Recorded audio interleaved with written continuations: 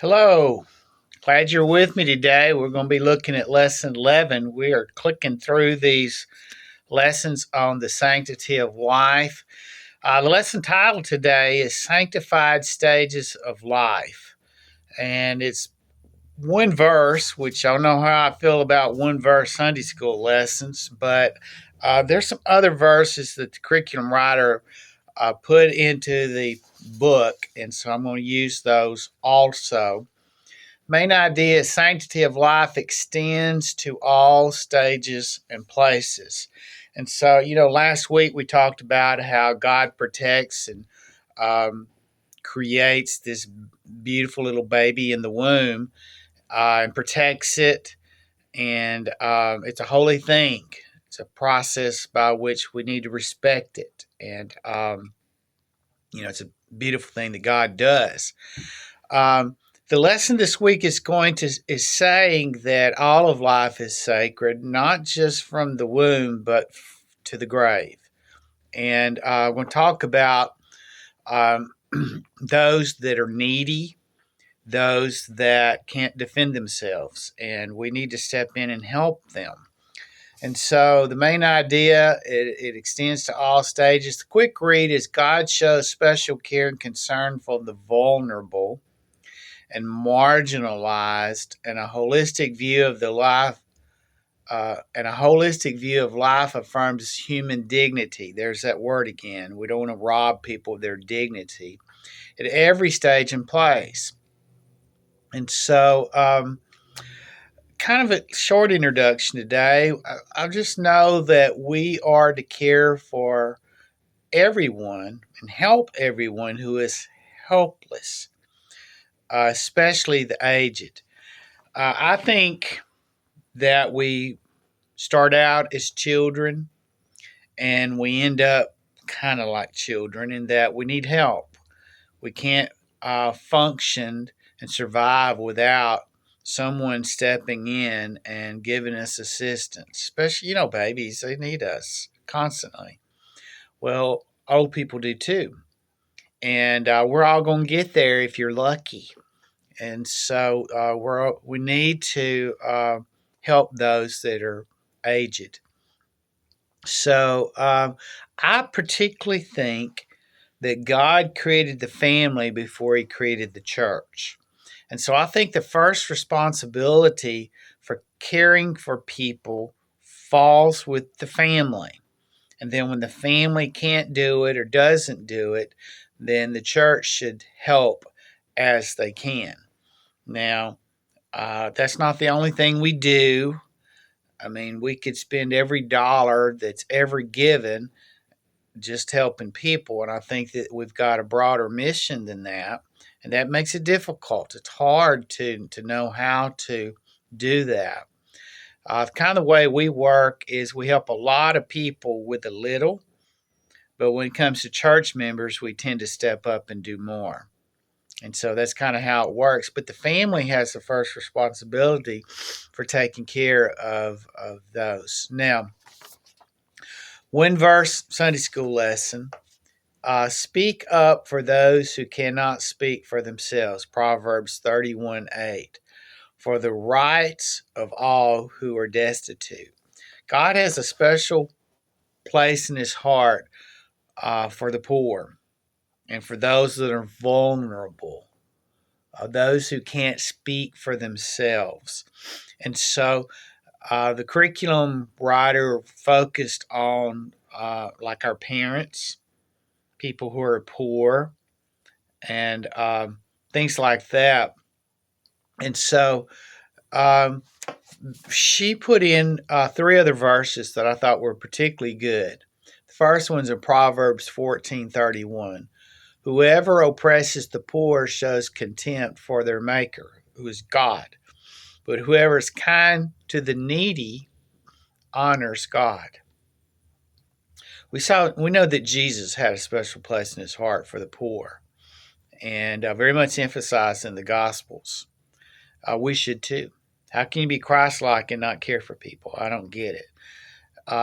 Isaiah 1:17, learn to do right, seek justice, defend the oppressed. We should step up and defend them. Take up the cause of the fatherless. Wow. Plead the case of the widow. Widows in that culture were especially prone to abuse and needed special care. So the church has helped. When you're a widow, you may or may not have family.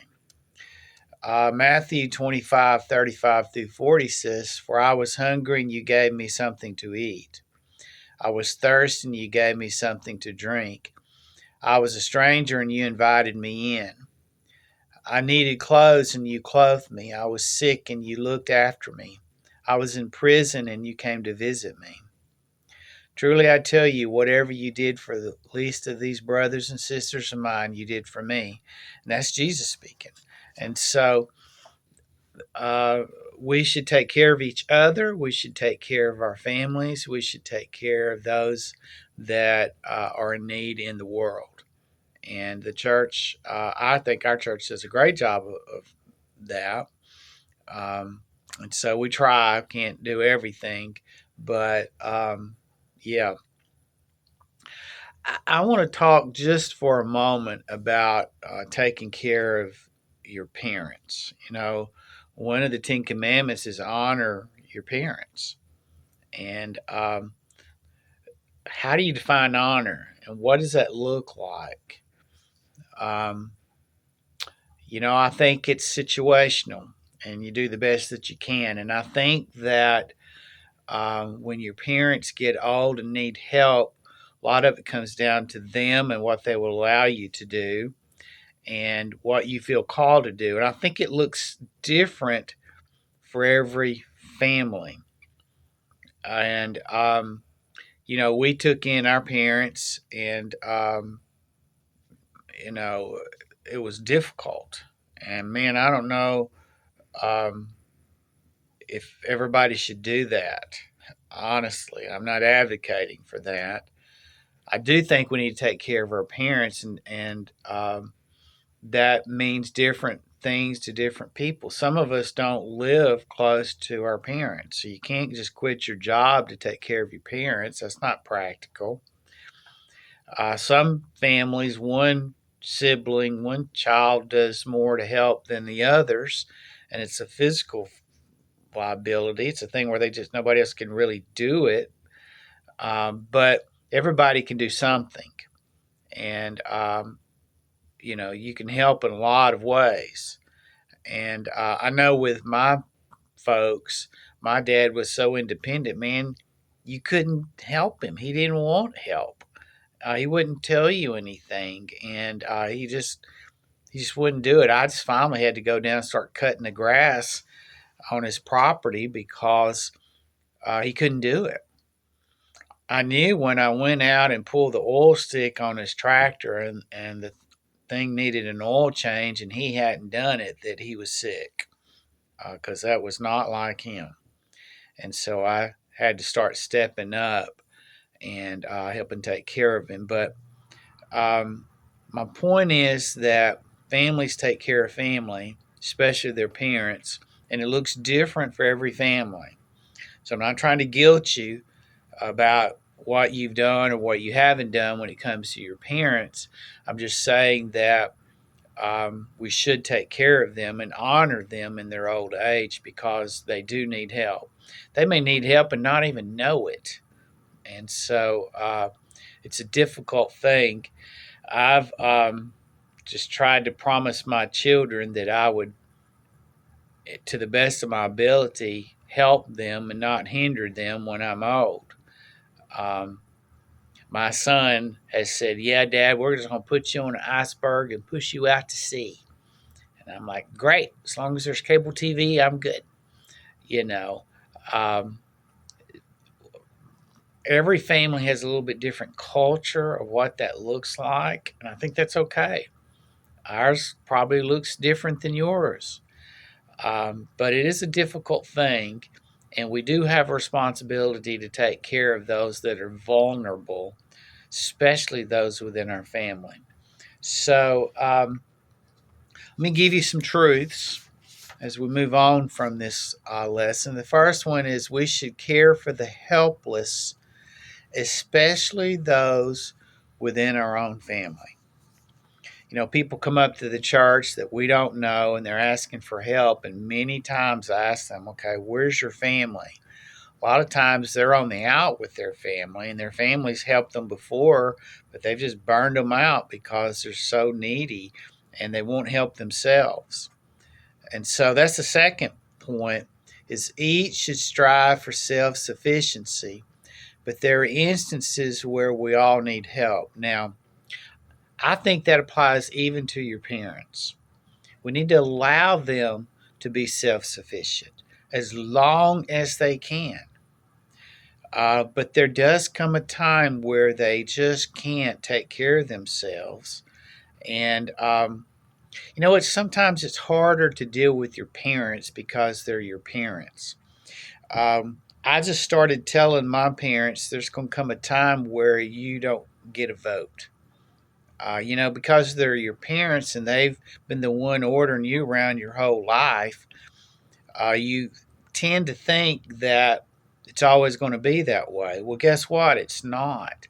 There's going to come a time where, for their own good, you have to tell them what's going to happen. And boy, those are tough times. Like the day when you have to take away their car and you take the keys so they can't go. And it's just funny how anybody else, they would be the first to say they shouldn't be driving. But when it comes to them, they just can't see it. And sometimes they're physically and mentally, they can't see how bad they are. And so if you're going to honor them may be doing the hard thing and saying to them, okay, well, this is what we're going to have to do. And those are not fun times. And sometimes parents don't cooperate. And I think we all kind of need to make up our mind today as older adults that when that day comes, we're not going to be a pain, and we're going to help our kids to help us. Um, but I think that we all need to be self-sufficient as long as we can. Paul said to the Thessalonians, those that don't work don't eat. And I think that as long as people and family can mentally and physically take care of themselves, we need to let them. But we know there will come a day where they won't be able to do that. So let me tell you what, if you got parents and they're getting older, you better start thinking about it because it's coming. It's coming. Last truth is each of us are just a heartbeat away from a great trial in our life. So we should show mercy to those in need. Sometimes we act a little snooty towards people who are in need, like they got it coming, or they deserve this, or they did something to earn this. And that may be true in some instances, but it's not in every. And so, because of that, we need to show mercy. Man, Jesus was a person of mercy. How can you be Christ like and not be a person of mercy? He was. Um, sometimes we treat people okay if we can kind of come up with some reason why something's happened. But sometimes there's no explanation for that. And things just happen. And it can happen to us. And so let's be people of mercy. Let's pray together. Jesus, we love you. We love each other. I pray that you bless us, your people. Lead us and guide us like only you can and do. Help us to be people of mercy. Help us to help those around us. In your name I pray. Amen. God bless you. Have a great week.